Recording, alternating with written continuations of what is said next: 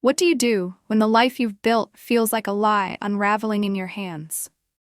My name's Sienna, I'm 24, and I live in a cozy suburban house in Atlanta, Georgia, where the air smells like magnolias and ambition most days. Growing up in a dusty speck of a town a few hours away, life was no fairy tale. Mom juggled waitressing shifts and late-night office cleaning to keep us afloat, her hands always cracked, her eyes tired but fierce. We scraped by, and I learned early that wanting something meant fighting for it tooth and nail. That grit carried me into my marriage with Matteo, a first-generation Mexican-American whose warm brown eyes and big dreams wrapped me in a sense of home the moment we met at a coffee shop 3 years ago. We married young, 2 years back, vowing to build a life that was steady, secure. Everything my childhood wasn't. But there's a crack in that dream, a quiet tension I can't ignore. And it's about to split wide open at a dinner I've planned for tonight. I'm stirring a pot of sauce in our tiny kitchen, the steam curling up like a secret I'm keeping close. Matteo's family is tight-knit, his mom Rosa at the center, her laughter filling rooms like sunlight. But when they slip into Spanish, swapping memories or gossip, I'm left on the outside, smiling like I belong, but feeling like a guest in my own home. It stings, that wall between us, and I've spent months chipping away at it in secret. Late nights after Matteo's asleep, I'm hunched over my laptop, taking online Spanish courses, mouthing words to myself in the bathroom mirror, flashcards tucked under my sketchbooks. I'm a graphic designer, always tweaking logos or sketching ideas, but this is personal. I haven't told Matteo or Rosa, too shy, too scared they'll laugh if I butcher a phrase or think I'm trying too hard to fit in. But I'm getting good. Catching the rhythm of their conversations, the little jokes they don't know I understand. Tonight's dinner is my chance to show I'm part of this family. Maybe even slip in a Spanish phrase to see Rosa's face light up. I've been practicing gracias por venir Rosa all week, rolling the R's until they feel natural. The house smells like roasted garlic and fresh herbs as I chop peppers, my hands steady but my heart racing with anticipation. Matteo's out picking up Rosa, and I can already picture us around the table, laughing, the kind of night that feels like a memory you'll hold on to forever. I want Rosa to see me, not just as Matteo's wife, but as someone who belongs, who's earned her place. Cooking's where I pour my heart out, each spice a piece of me, a contrast to the precise lines of my design work.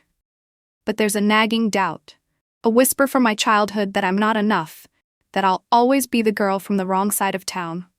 Scrabbling for a seat at the table, I push it down, stirring the sauce, the wooden spoon scraping the pot's edge. Tonight's different. Tonight, I'll bridge that gap. I imagine Rosa's sharp floral perfume filling the room, her warm voice praising the meal, Matteo's hand on my shoulder, grounding me. But there's a shadow in that vision, a flicker of something I can't name yet, like the moment before a storm breaks.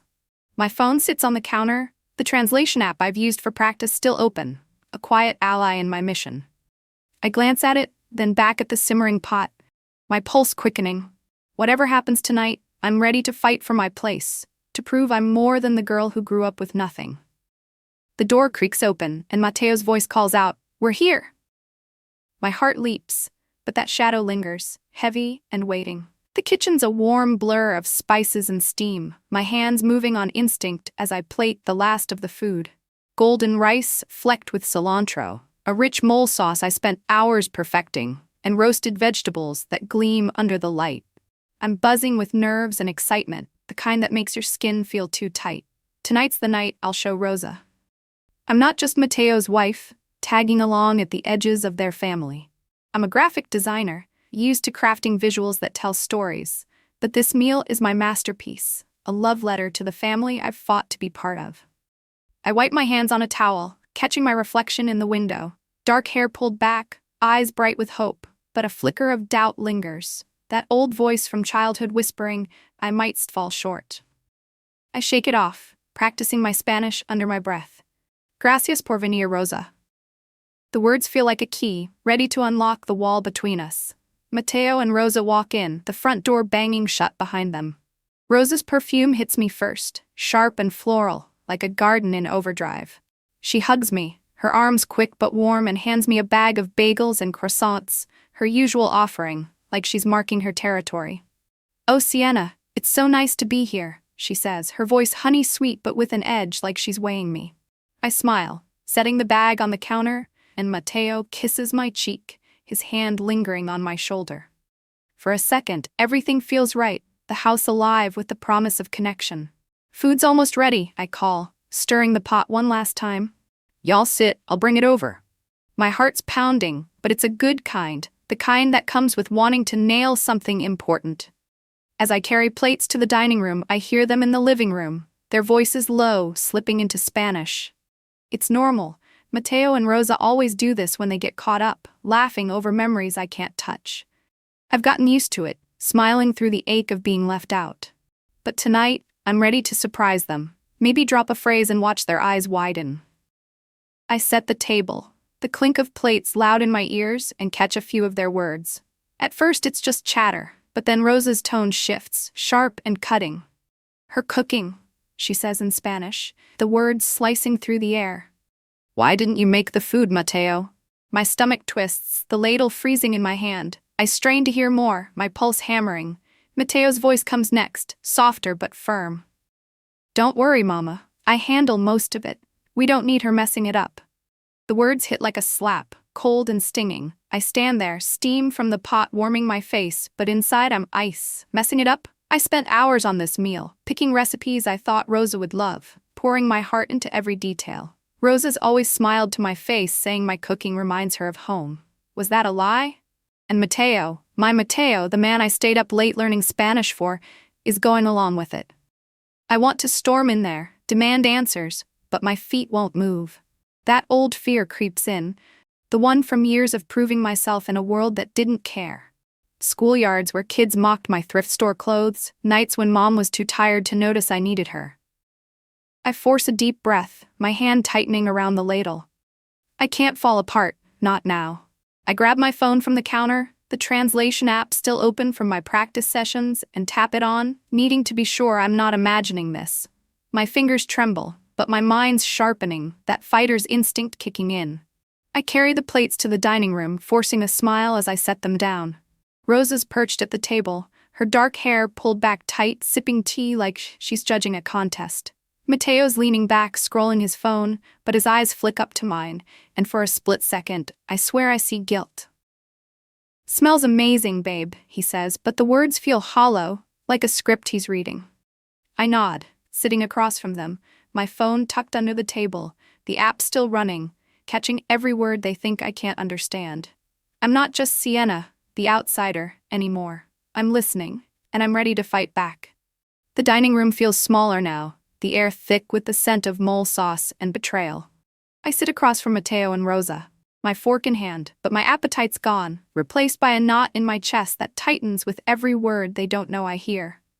My phone's hidden under the table, the translation app running silently, its screen glowing faintly against my thigh. Rosa's voice cuts through again, low and sharp in Spanish, like she's carving up my efforts with every syllable. "I can't stand her cooking, Matteo," she says, her words slicing into me. "Why are we here eating this when we could have gone to a cafe?" My fingers grip the fork tighter, but I keep my face neutral, stirring my tea like I'm not unraveling inside. Matteo sighs, his voice quieter but no less cutting. "Mama, we agreed to speak English so Sienna doesn't feel left out, remember?" Rosa laughs, a brittle sound that grates my nerves, and waves her hand.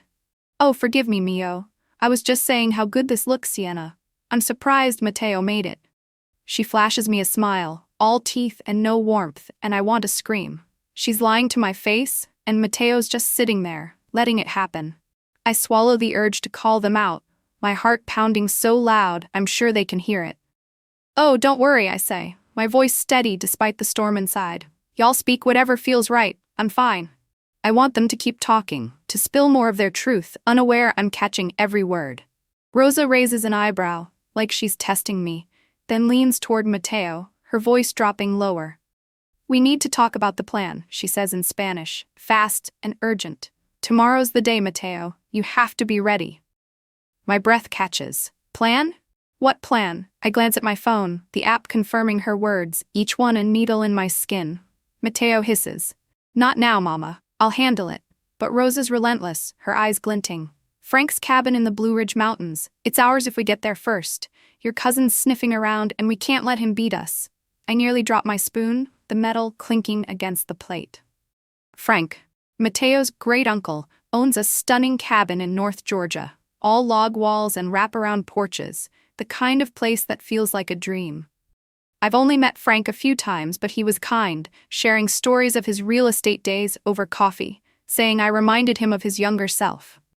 He'd promised to pass the cabin to someone who deserved it, and I thought Matteo and I were building a life together. One where we'd share dreams like that, but they're plotting to take it behind my back. My hands shake, but I keep my head down, pretending to eat. Rosa's voice drops even lower, dripping with venom. She doesn't know Matteo. Keep her in the dark. Matteo mutters. I told her I'm going out of town for work. She's too busy with her little designs to notice. My throat burns, their words echoing the insecurities I've fought since childhood. Never enough, always on the outside. Rosa smirks, her voice cruel. You're too young for her, Matteo. That cabin's our ticket out. Sell it, live free, have fun. Why stay stuck with her? My heart staggers, but I force myself to breathe, to stay calm. Matteo doesn't argue, just says, I know, Mama, I'm tired of this life. The cabin's my way out. Tears prick my eyes, but I blink them back, stirring my tea like it's the only thing anchoring me. I grew up swallowing hurt, kids mocking my worn shoes, Mom too exhausted to see me. But this cuts deeper. The man I love, the one I learned Spanish for, wants to escape me, and his mother's cheering him on. I excuse myself, mumbling about checking the dessert, and slip into the kitchen. My hands tremble as I lean against the counter, the betrayal sinking in like cold water. But that fighter's instinct, honed from years of scraping by, kicks in. I spot Rosa's purse, left open on the counter like she doesn't care. My heart thuds, but I don't hesitate. I grab her phone, no passcode, thank God, and find Frank's number in her contacts. I send it to myself, then delete the message from her device, my fingers moving fast like they've got a mind of their own. I don't know what I'll do with it yet, but I need an edge. Back at the table, I hit record on my app, capturing every smug word they think I can't understand. If they're going to betray me, I'll make sure they pay for it. My heart's still hammering as I slide back into my seat, the dining room heavy with the weight of their words. The plates are barely touched, the mole sauce cooling, but I don't care about the food anymore. My phone's tucked in my lap, the translation app still recording, catching every smug syllable Matteo and Rosa think is safe. Their voices drone on in Spanish, oblivious to the trap I'm setting. Rosa's sharp tone cuts through again, picking apart my cooking like it's a personal insult. This sauce is too heavy, she says, pushing her plate away. You should have cooked, Matteo. He chuckles, low and dismissive. Next time, Mama, she tries, but it's not our food. My chest tightens, but I keep my face blank, sipping my tea like I'm not burning inside. I've spent months learning their language, pouring my heart into dishes I thought would make them proud, and they're tearing it apart like it's nothing. But I'm not crumbling. Not yet. That girl who grew up with empty cupboards and hand-me-downs knows how to fight through pain, and I'm not letting them see me break. I glance at Rosa, her dark hair pulled tight, her eyes glinting with that same judging look she always gives me. She switches to English for a moment, flashing a fake smile. Sienna, this is lovely, really. You're so sweet to host. The lie stings worse than the truth, but I nod, murmuring a thank you, my voice steady despite the storm in my head.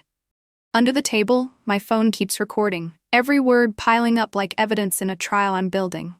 I think of Frank's cabin, those log walls, that porch I dreamed Matteo and I might share one day.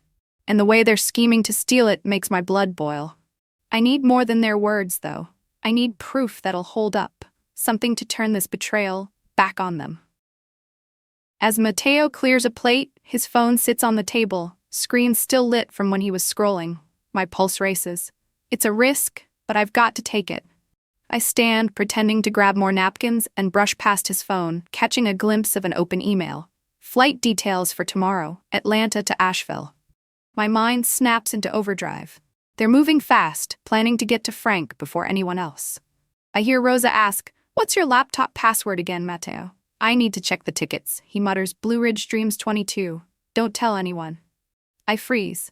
memorizing it, my hands shaking as I grab the napkins. That password's my way in, a crack in their plan I can pry open. I sit back down, my mind racing with possibilities, but I keep my movements slow, casual, like I'm not plotting their downfall. Rosa's still talking, her voice low and urgent in Spanish. "We can't let your cousin get to Frank first," she says. "That cabin's worth millions. We fix it up, sell it, and you're free, Matteo. No more scraping by, no more her." My stomach churns, but I force myself to eat a bite of rice, the grains tasteless now. Matteo nods, his eyes flicking to me, but I'm scrolling my phone, pretending to be distracted, just like they think I am. "She's clueless," Rosa adds, smirking, too busy with her little sketches to notice. The words cut deep, but they also fuel me. They think I'm weak, oblivious, but they don't know the girl who fought her way out of poverty, who learned to read a room before she could read a book. I excuse myself again, saying I need to check the oven, and slip back to the kitchen. Alone, I lean against the counter, my breath shaky but my resolve hardening. I open Rosa's phone again, still no passcode, and scroll through her texts. There's a thread with Matteo about the cabin. Vague but damning. "Frank's ready to sign, we just need to be there." I screenshot it, send it to myself, and delete the evidence, my fingers moving fast, heart pounding like I'm committing a crime. Maybe I am, but it feels like justice. I check my app. Still recording, their voices faint but clear from the dining room. I'm building a case, piece by piece, and it's keeping me grounded. Back at the table, I slide into my seat, my smile tight but convincing. Matteo's talking about some work thing, but his eyes don't meet mine, and Rosa's sipping her tea like she's already won. They don't know I'm listening, that I'm collecting every word, every lie. I'm not just the girl they're laughing at anymore. I'm the one holding the cards, and I'm ready to play them. The kitchen's dim now, the glow of the stove light casting shadows across the counter as I pace, my phone still clutched tight, recording every venomous word from the dining room. Matteo and Rosa are still at it, their voices low, plotting like thieves in a heist movie, unaware I'm stealing their secrets right back.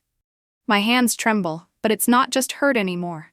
It's fury, sharp and focused, like the girl who learned to outsmart bullies in a schoolyard that never gave her a break. I've got Frank's number, Matteo's laptop password, Blue Ridge Dreams 22, and a burning need to turn their betrayal into my victory. The dinner's over, plates half-eaten, but I'm not cleaning up. I'm done playing the perfect wife. I slip into our bedroom, where Matteo's laptop sits on the desk, its screen dark but calling to me. My heart's pounding like a drum, but I type in the password and it unlocks with a soft click. There they are. Flight details for tomorrow's trip to Asheville, emails to Rosa about meeting Frank, even a draft contract for the cabin. My breath catches. They're moving faster than I thought, planning to claim it before anyone else can. I log into the airline site, my fingers shaking but precise, and push their flight to the day after tomorrow. It's a small move, but it'll throw them off, buy me time to get to Frank first. I close the laptop, my pulse racing like I've just run a mile. I grab my phone and text Frank from the number I swiped from Rosa's phone. "Hey, it's Sienna. Can we talk tomorrow? It's important." I keep it vague, not wanting to spill everything over text. It's too risky, and I need to hear his voice, know he'll believe me. The betrayal's still raw, Rosa's words echoing in my head. "You're too young for her, Matteo. Sell the cabin, start over." And Matteo's quiet agreement. "I'm tired of this life."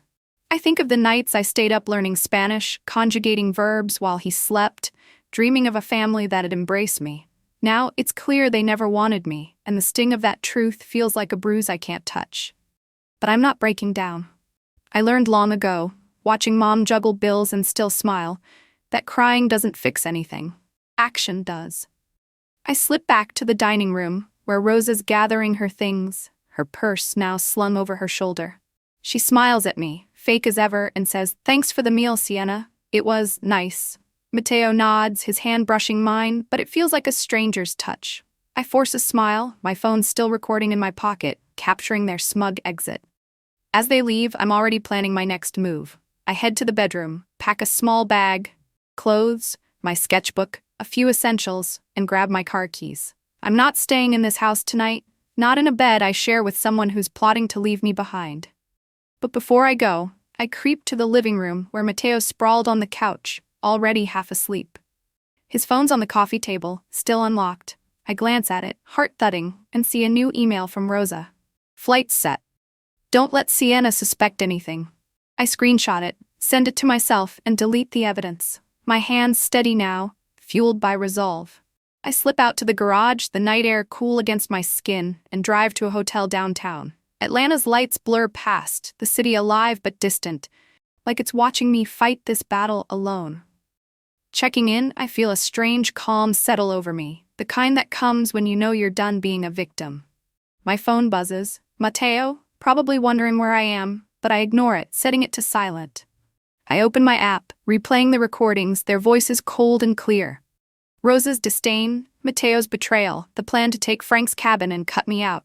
Each word hardens my resolve. I think of the cabin's porch, the misty Blue Ridge views I've only seen in photos, and how I thought it'd be ours, mine and Matteo's. Now it's my lifeline, a prize I'll fight for. I lie on the hotel bed, the hum of the AC filling the silence, and stare at Frank's number. Tomorrow, I'll call him, lay it all bare. For now, I close my eyes, the weight of their words heavy, but my heart steady. I'm not the naive girl they think I am. I'm Sienna, and I'm taking my life back. The hotel room's quiet, just the hum of the AC and the faint buzz of Atlanta's morning traffic seeping through the window. I'm up before dawn, my phone glowing with the recordings I've replayed too many times. Matteo's voice, low and complicit, Rosa's sharp insults, their plan to snatch Frank's cabin. My bag's packed, sitting by the door, and I've already turned off Matteo's alarm back at the house before I left last night. A petty jab to throw him into chaos. I'm done playing nice, done being the wife who smiles through their lies. My hands shake as I sip lukewarm coffee from a paper cup, but it's not fear anymore. It's purpose.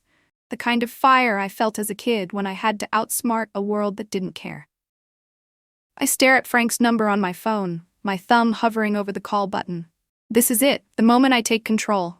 I hit dial, and my heart thuds as it rings, each second stretching like a lifetime.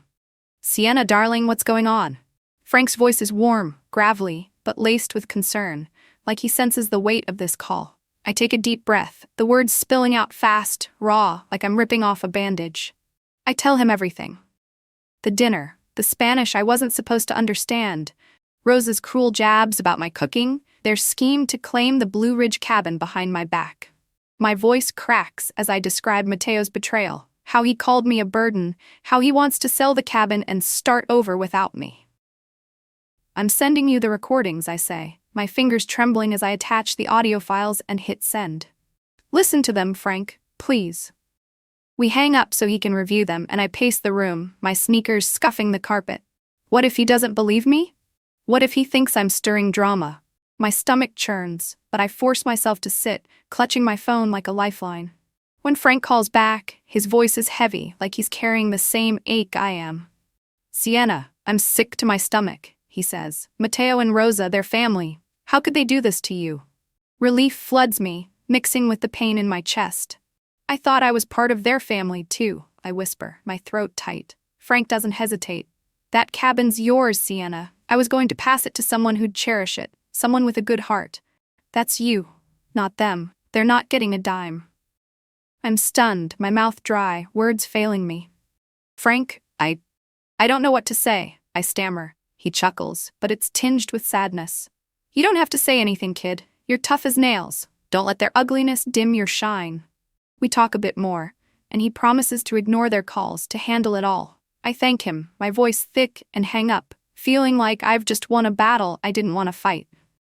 I sink onto the hotel bed, my hands still shaking but my mind clearer now. Matteo and Rosa are probably waking up to chaos, his alarm off, their flight delayed, Frank stonewalling them. My phone buzzes, Matteo's name flashing, but I let it ring, not ready to face him yet. I think of the cabin, its log walls and mountain views, a place I thought Matteo and I would share. Now it's mine, a symbol of everything I've fought for, stability, belonging, a life I've earned. I check my recordings again, making sure they're backed up, my evidence secure. The girl who grew up with nothing, who watched mom scrape by, doesn't let things slip through her fingers. I'm not that girl anymore, not entirely. I'm Sienna, the one who fights back. I grab my bag, ready to head out, maybe even toward the mountains soon. Frank's words echo. You're tough as nails. I hold on to that, letting it steady me. Matteo and Rosa thought they could outsmart me, leave me behind. But they don't know the strength I've built from years of clawing my way up. I'm not just surviving their betrayal, I'm rewriting the story, and this time, I'm the one who wins. The hotel room feels like a fortress now. My phone, a weapon, buzzing with Matteo's name as it lights up for the third time this morning. I let it ring, the sound sharp against the hum of Atlanta's streets outside, my coffee cold on the nightstand. I'm sprawled on the bed, my bag still packed by the door, the weight of Frank's promise settling over me like a shield. The cabin's mine, and Matteo and Rosa are cut out. My recordings, every damning word of their Spanish conversation, are backed up, a digital vault of their betrayal. I can still hear Rosa's voice, sharp and smug. You're too young for her, Matteo. Sell the cabin, start over. And Matteo's quiet agreement. I'm tired of this life. The memory stings, but it's fuel now, pushing me to keep moving forward. I turned off his alarm before I left, delayed their flight, and now they're scrambling, probably at the airport, wondering why Frank's not answering. I'm not the naive girl they thought I was, too busy with her little designs to notice their scheming. I'm Sienna, and I'm done being invisible. The phone buzzes again, and this time I pick up, my voice calm, almost cold. Hey, what's up? Matteo's frantic, his words tumbling out. Sienna, where are you? My alarm didn't go off, and I'm late for, a meeting with Mama. Why'd you leave? I hear the airport in the background, voices and announcements echoing, and I picture him pacing, his charm cracking under pressure. Oh, I needed a little me time, I say, leaning back against the hotel pillow, my tone casual, like I haven't just flipped his world upside down. You seemed busy, so I figured you wouldn't mind. He mutters something about needing a heads up, but before he can finish, Rosa's voice cuts in, sharp and panicked. Sienna, what did you do? I know you messed with our flight. My lips twitch, a spark of satisfaction flaring. If by messed with you mean changed the date to help you out, then yeah, I did, I say, my voice steady. Heard you needed Matteo's help moving stuff, so I figured you'd want more time. Rosa sputters, and Matteo grabs the phone. Sienna, stop whatever you're doing. This isn't funny. Uncle Frank's not answering. I take a slow breath, my heart steady now, the fighter in me fully awake. He's not answering because he knows, Matteo, I say, my voice low, cutting like a blade. I told him everything. I heard you and Rosa in Spanish, planning to take the cabin, talking about how you can't stand me. I understood every word. The line goes silent, just their breathing, heavy and shocked. I can almost see Matteo's face, pale, his warm brown eyes wide as his world crumbles. You've been learning Spanish? He asks, his voice small, like a kid caught stealing. Yeah, I say, a mix of pride and pain tightening my chest. I wanted to be closer to you, to your family, but I guess that was a one-way street. Rosa tries to jump in, her voice shaking. Sienna, we didn't mean, but I cut her off, my tone ice cold. Save it, Rosa. You made your choice. You both did. Frank's giving me the cabin, and I'm done with you. I'm filing for divorce. I hang up before they can respond, my hands trembling but my resolve ironclad. The silence in the room feels like a victory, the kind I've earned through years of fighting for scraps. Mom's late-night shifts, my own hustle to build a life from nothing. I think of the day Matteo proposed under a peach tree, promising we'd face the world together, and how those words feel like ash now. But I'm not crying. I've shed enough tears growing up, waiting for things to get better. This time I'm making them better. I open my phone, replaying the recordings one last time, their voices a reminder of why I'm walking away. The cabin waits for me, log walls, mountain air, a new start I'll build on my own terms. I grab my bag, ready to head north, to claim what's mine. Matteo and Rosa can keep their bitterness. I'm done carrying it. I'm Sienna, and this is my story now, one I'll write with every step I take into the mountains. The Blue Ridge Mountains rise around me, their green slopes and misty peaks stretching like a promise kept as I pull up to the cabin. The log walls glow golden in the late afternoon sun, the wraparound porch begging for a rocking chair and a glass of sweet tea. I step out of the car, the gravel crunching under my sneakers, and take a deep breath of air so clean it feels like it's washing away the hurt. Frank handed me the keys a few days ago, after our call, his voice warm but firm. This is yours, Sienna. You've earned it. I've spent every moment since moving in, making this place mine, hammering nails for bright prints of my own designs, draping cozy blankets Mom sent as a housewarming gift. Each touch is a declaration. I'm here, and I'm not going anywhere. My phone buzzes in my pocket, another angry text from Rosa, a pleading voicemail from Matteo. But I don't flinch. Their words, once knives in my heart, are just noise now. I send back a photo of the porch, the mountains glowing behind it, with a simple caption. This is mine now. I can almost feel their frustration through the screen, and damn, it feels good to let them stew. Inside, the cabin's all warm wood and open space, the kind of place that wraps you in a hug. I set a mug of coffee on the table, my sketchbook open beside it, new designs spilling out, bold, vibrant like the life I'm building. Matteo and Rosa haven't stopped trying to claw their way back. Rosa's voicemails are venomous, accusing me of stealing what's theirs. Matteo's messages swing between apologies and threats, but they're empty, like his promises were. I don't respond beyond more photos, the fireplace flickering at night, the view from my bedroom window, the mountains rolling out like freedom. Revenge isn't something I ever chased, but there's a quiet thrill in knowing they're unraveling while I'm putting myself back together. I think of the girl I used to be, the one who learned Spanish in secret, stayed up late perfecting recipes for Rosa, all to belong to a family I thought was mine. Their words still echo, too young for her, start over, her little designs, but they don't cut as deep anymore. I've fought through worse. Schoolyard taunts, empty cupboards, Mom's tired eyes. This cabin isn't just a house. It's proof I can rise above betrayal, that I'm enough. One evening, I sit in the living room, the coffee mug warm in my hands, the fire crackling softly. Frank calls, his voice crackling with warmth through the line. How's the cabin treating you, Sienna? I smile, glancing at the walls I've made my own. It's perfect, Frank. I can't thank you enough. He chuckles, but there's a weight to it. You earned it, kid. You've got heart and guts, don't ever forget that. Maybe take a trip somewhere, clear your head. Savannah's nice this time of year. I laugh, the idea sparking something light in me. You know, I might just do that. As we hang up, a peace settles over me, one I haven't felt since I was a kid dreaming of a life bigger than my small town. The future's wide open. Maybe I'll travel, pour more into my designs, or just sit on this porch and watch the mountains breathe. Whatever comes, I know I'm enough. The days slow down here, each one softer than the last, like the mountains are teaching me to breathe deeper. I walk the porch at dusk, the sky streaked pink and gold, the air cool against my skin. The hurt from Matteo and Rosa lingers, but it's fading, like a bruise healing under careful hands. I think of Mom, her strength carrying me through childhood, and how she'd smile seeing me now, standing tall in a home I fought for. The cabin's quiet tonight, just the hum of crickets and the rustle of leaves, and I let myself sink into it. I'm not running anymore, not from their lies, not from my past. I'm Sienna, and this is my victory, built on grit and heart. To anyone who's followed this journey, thank you.